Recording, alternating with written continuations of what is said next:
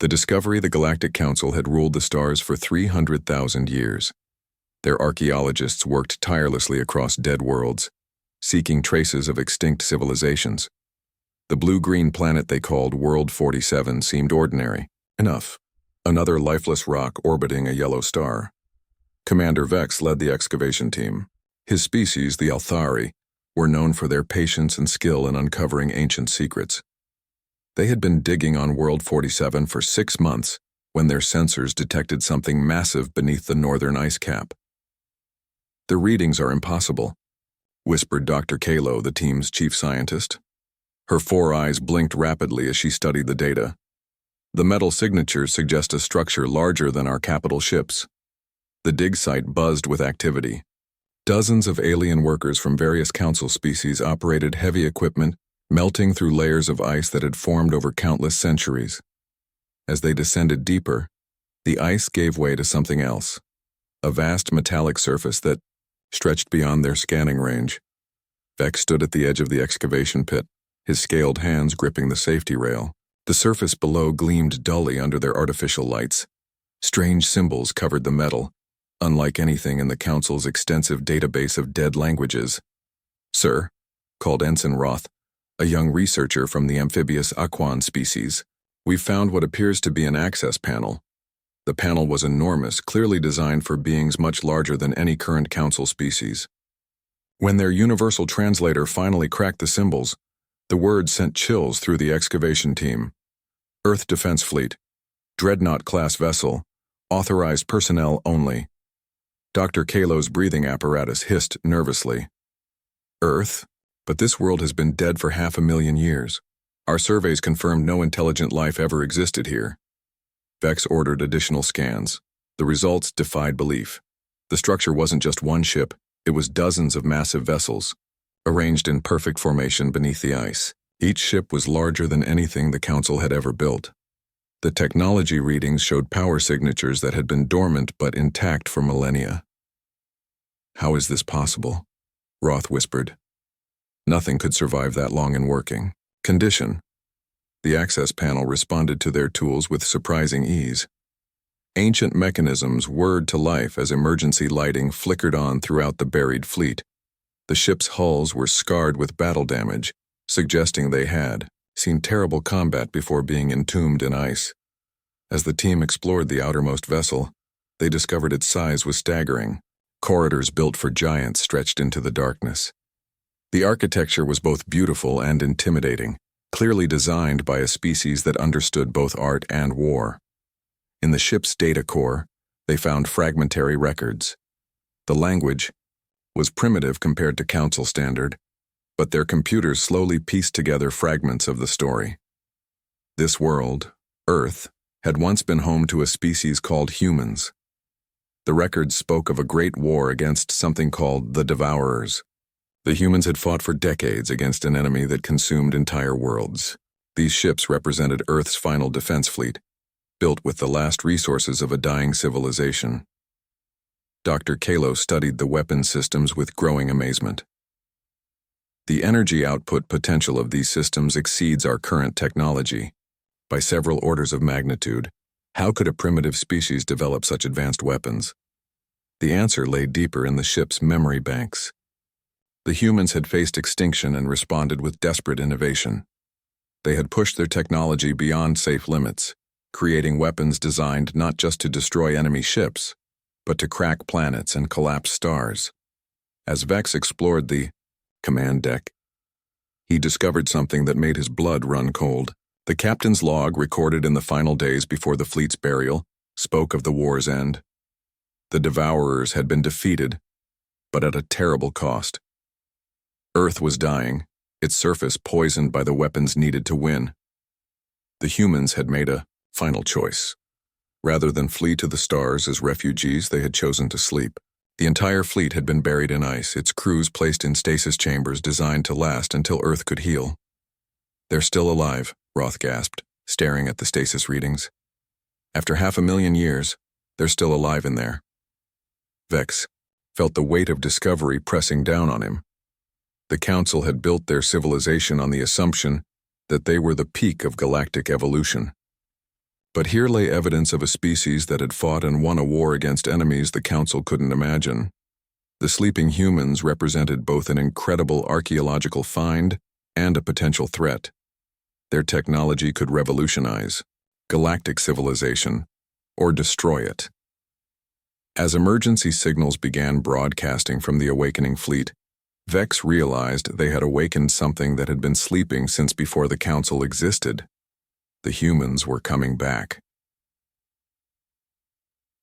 The awakening captain.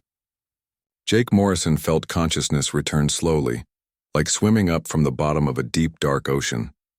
The stasis chamber systems hummed around him as centuries of induced sleep gradually lifted from his mind. Warning lights flashed red across the chamber's interior display. His first clear thought was of the war. Had they won? The memories came, flooding back. The final battle above Earth's burning atmosphere. The decision to bury the fleet and wait for the world to heal. The Devourers had been stopped, but victory had come at an unthinkable price.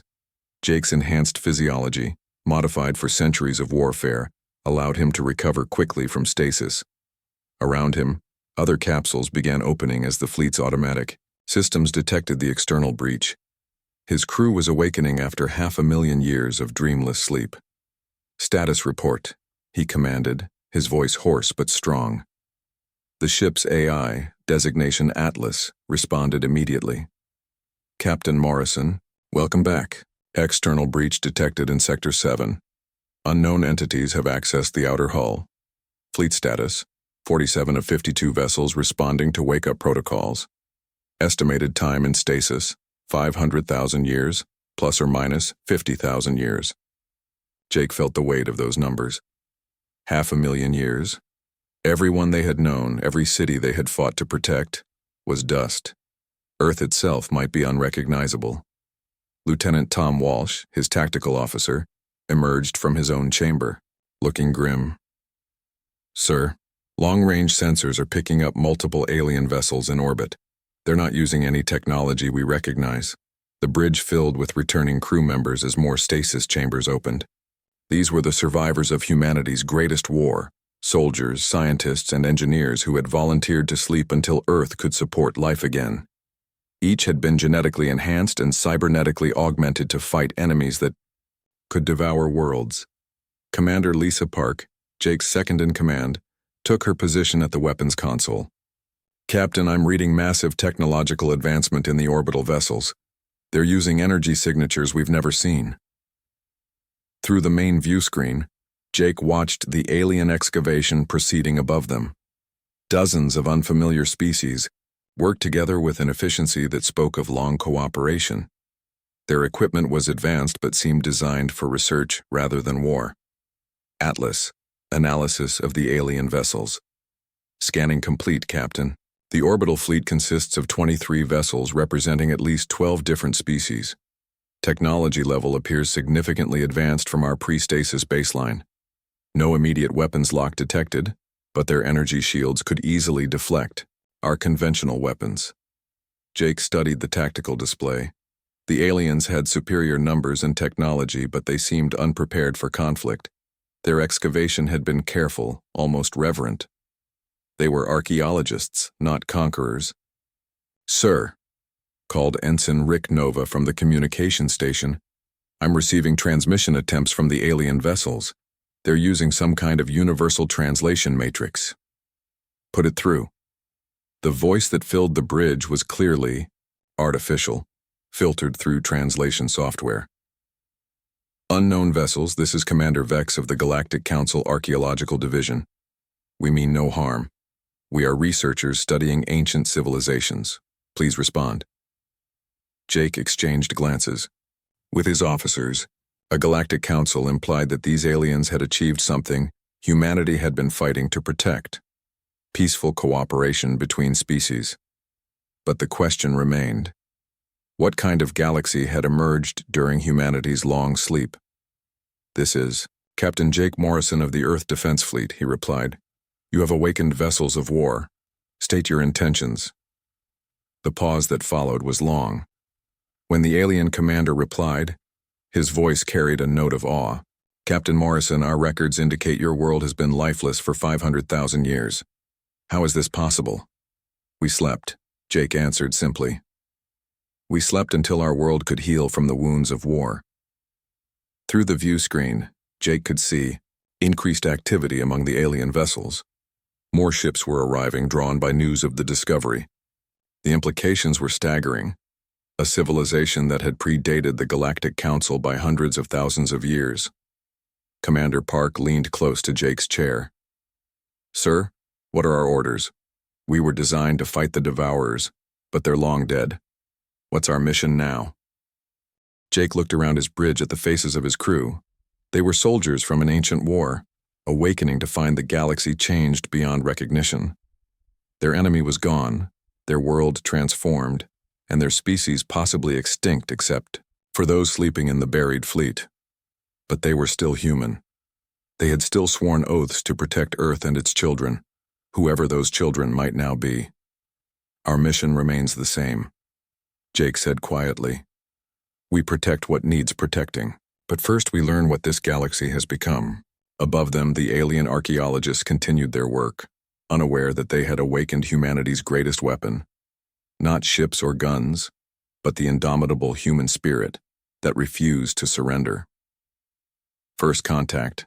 The meeting took place in the Itasi, vast hangar bay of Jake's flagship, the Defiant. The human vessel dwarfed even the largest council ships, its battle-scarred hull telling stories of conflicts beyond imagination. Commander Vex led a small diplomatic team through corridors designed for giants.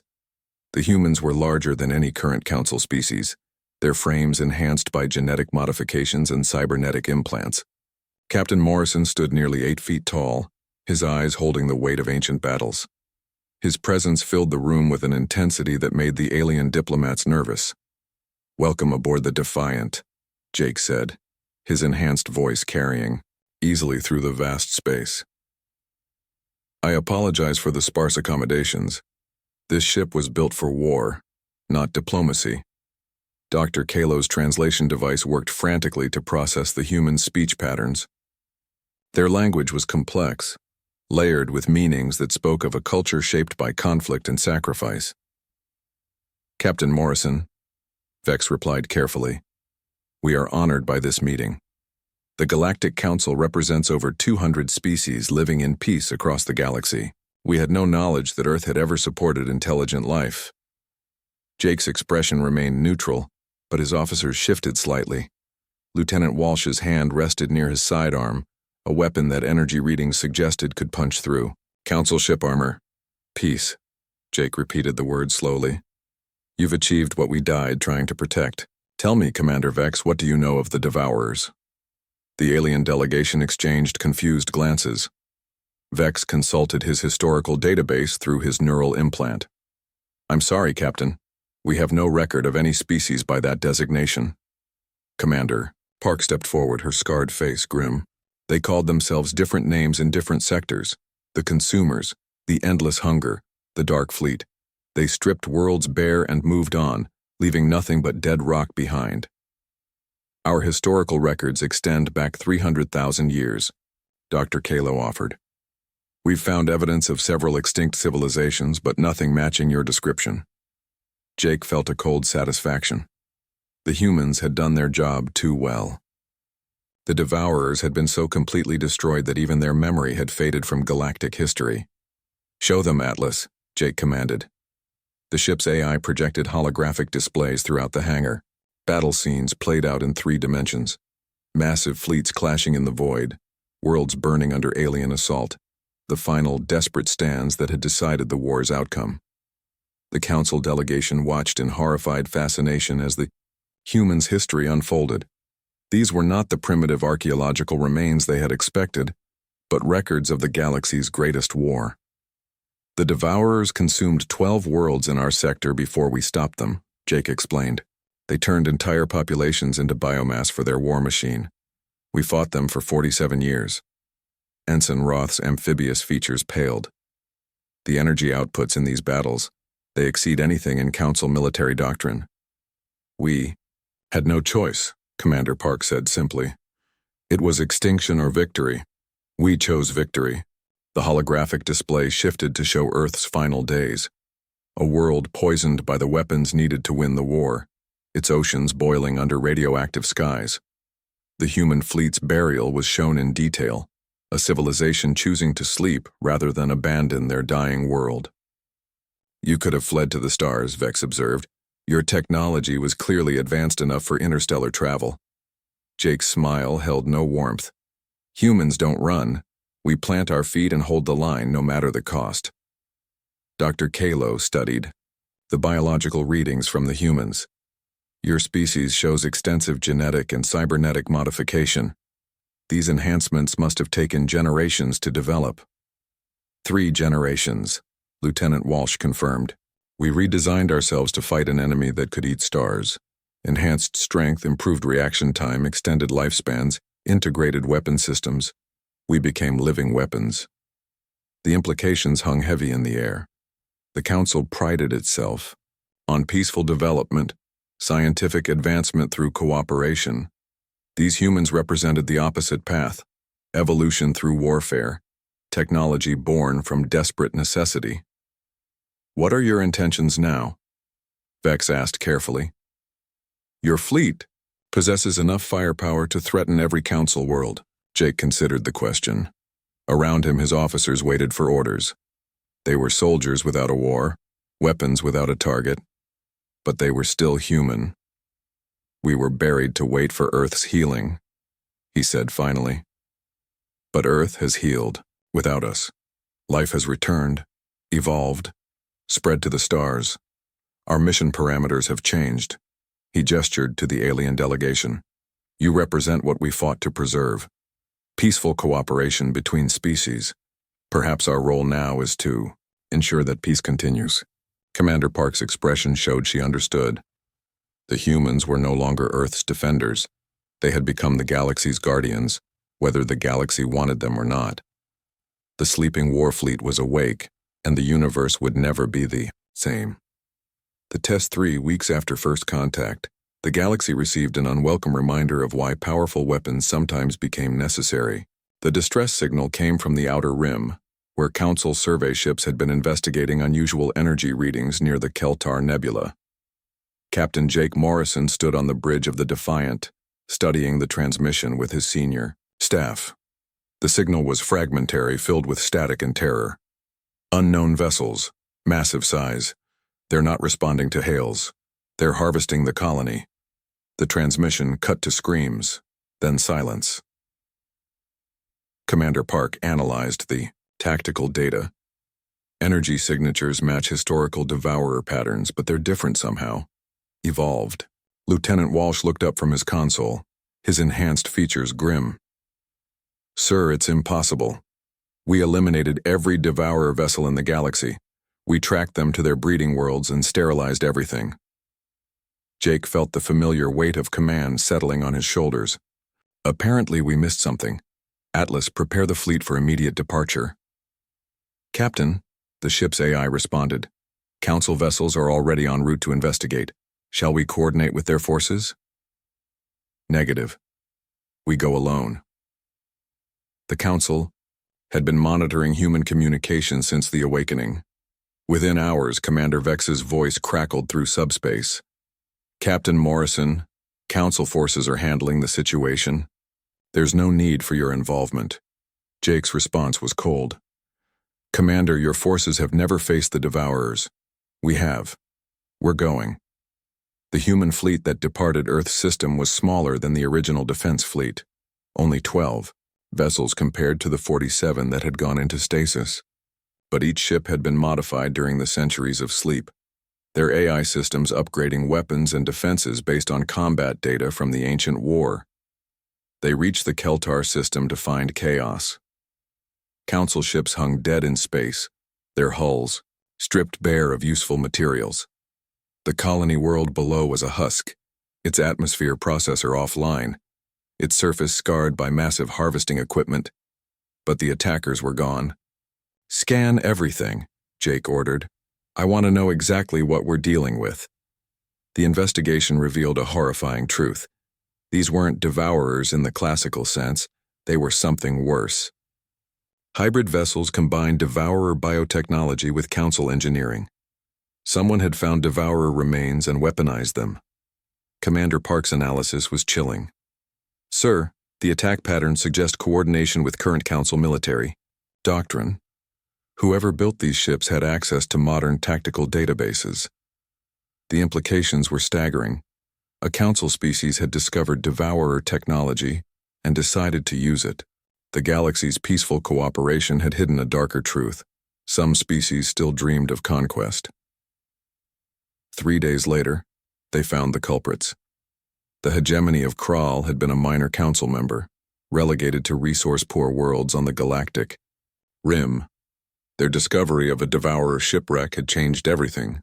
Using their advanced biotechnology skills, they had reverse-engineered the ancient enemy's hunger-based systems. Jake stood before the hegemony's warfleet, 50 vessels combining the worst aspects of both civilizations. They had expected easy victories against peaceful Council worlds. They hadn't expected to face humanity's sleeping giants. "This is Captain Morrison of the Earth Defense Fleet," Jake broadcast on all frequencies. "Surrender immediately or be destroyed." The Kral commander's response was filled with arrogance. "Ancient human, your time is past. We have perfected what your primitive species could only dream of. We are the new Devourers, and we will feast on this galaxy's weakness." The battle that followed became legend. The human ships moved with precision born from decades of desperate warfare.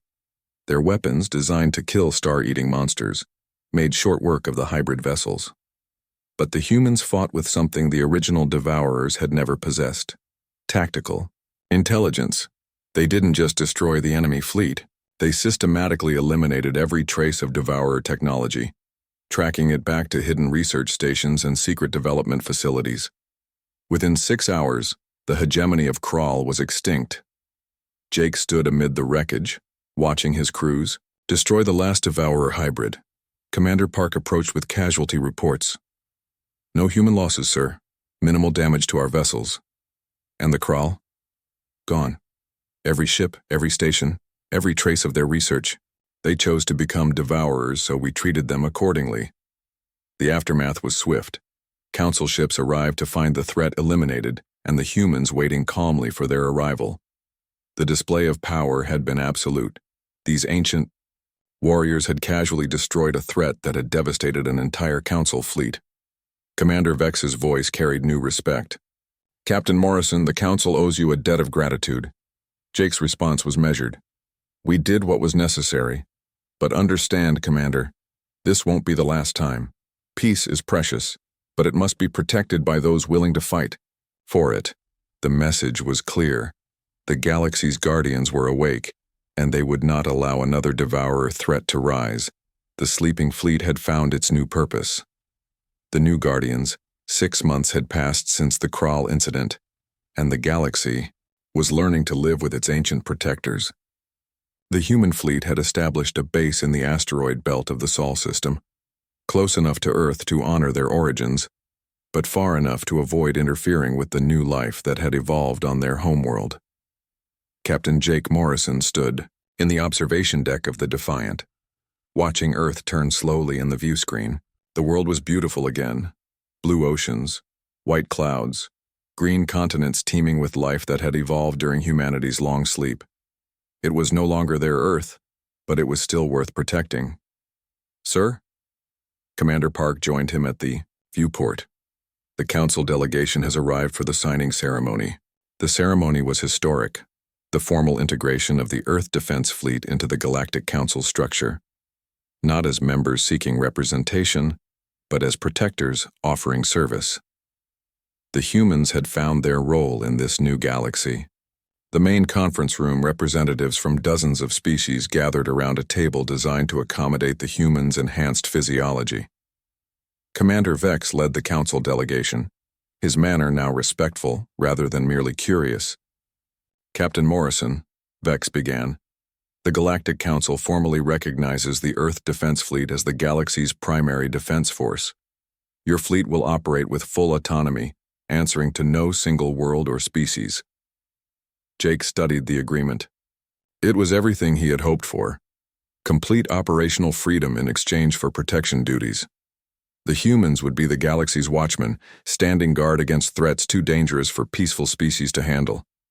There are conditions, Jake said carefully. We operate by human military doctrine. We answer distress calls without political consideration, and if we identify a threat like the Devourers or the Kral hegemony, we eliminate it completely. Doctor? Kahlo shifted nervously. Captain, the Council believes in rehabilitation and second chances. Complete elimination seems. The Devourers received their second chance, Lieutenant Walsh interrupted. They used it to consume entire civilizations. Some threats are too dangerous to permit survival. The room fell silent. The humans' reputation had spread throughout Council space. Species that had never known true war now understood what warriors looked like when they meant business. We accept your conditions, Vex said finally. The galaxy needs protectors who understand the cost of failure. As the ceremony concluded, Jake felt the weight of new responsibility. His fleet would patrol the galactic borders, investigate threats, and ensure that the peace the Council had built would endure. They were no longer Earth's defenders, they were guardians of galactic civilization. The first test of their new role came within days. Long-range sensors detected unusual activity in the galactic core, where ancient automated systems had been dormant for millennia. Something was activating technology that predated even the Devourers. Lieutenant Nova's analysis was troubling. Sir, energy signatures suggest artificial intelligence systems coming online. Scale indicates planet-sized constructs. Jake smiled grimly. Another ancient threat, another challenge for humanity to face. His crew moved to their stations with practiced efficiency, enhanced reflexes, and cybernetic implants working in perfect harmony. Set course for the galactic core, he commanded. Maximum speed. The Defiant and her sister ships streaked toward the galaxy's heart, their crews ready for whatever awaited them. Behind them, Council worlds continued their peaceful existence, protected by guardians who understood that some prices were worth paying. On Earth, new life flourished in oceans that had once boiled with radioactive fire. Forests grew where cities had burned. The world had healed, just as the sleeping humans had hoped. But in the darkness between stars, humanity's greatest weapons stood ready. The Earth Defense Fleet patrolled the void, their sensors scanning for threats, their weapons primed for war. They were the galaxy's immune system, designed to eliminate dangers before they could spread. Jake Morrison looked out at the stars and felt the satisfaction of purpose fulfilled. His species had fought their war, paid their price, and earned their rest. Now they fought for others, protecting civilizations that might never understand the true cost of the peace they enjoyed. The sleeping war fleet was fully awake now, and the galaxy was safer for it. Somewhere in the deep void, ancient machines were stirring, planning, preparing new threats for the civilized worlds. They would find humanity waiting for them. The Guardians never slept again. The end.